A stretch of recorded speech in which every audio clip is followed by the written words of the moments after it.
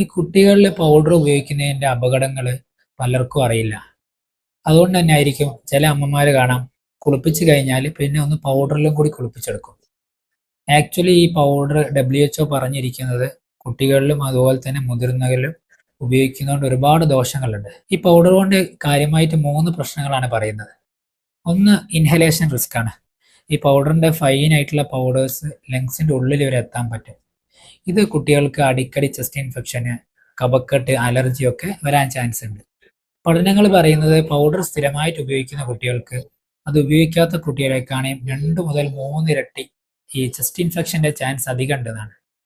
അതുപോലെ തന്നെ ഡെർമറ്റോളജിസ്റ്റുകൾ പറയുന്നത് പൗഡർ ഉപയോഗിക്കുന്നത് കാരണം കൂടുതൽ ഡ്രൈനസ് ഉണ്ടാവാന്നാണ്. വേറൊരു പ്രോബ്ലം ഈ ടാൽക്കം പൗഡറിൽ കണ്ടാമിനന്റ് ആണ് ആസ്ബറ്റോസ്. ഈ ആസ്ബറ്റോസും ലങ്സിന് വളരെ മോശമായിട്ട് ബാധിക്കുന്ന ഒരു സാധനമാണ്. വേറൊരു പ്രധാനപ്പെട്ട കാര്യം, WHO ഈ ടാൽക്കം പൗഡറിനെ പ്രൊബബിളി കാർസിനോജനിക്, അതായത് ക്യാൻസറിന് കാരണമായേക്കാവുന്ന വസ്തുവിന്റെ കൂട്ടത്തിലാണ് ഉൾപ്പെടുത്തിയിരിക്കുന്നത്. പൗഡർ ഉപയോഗിക്കുന്ന മദേഴ്സ് ആലോചിക്കാം, ഇത്രയും റിസ്ക് ഉള്ള ഒരു വസ്തുവാണ് നമ്മൾ ഉപയോഗിക്കുന്നത്. നമുക്ക് അതിന് ആൾട്ടർനേറ്റീവ് ആയിട്ട് ഉപയോഗിക്കാവുന്ന ക്രീമുകൾ ഉണ്ട്, അതുപോലെ തന്നെ മോയ്സ്ചറൈസിങ് ക്രീമുകൾ ഉണ്ട്, ബേബി ലോഷൻസ് ഉണ്ട്. ഇതൊക്കെ ഉപയോഗിക്കാം. പൗഡർ ഒരു കാരണവശാലും കുട്ടികളിൽ ഉപയോഗിക്കാതിരിക്കുക.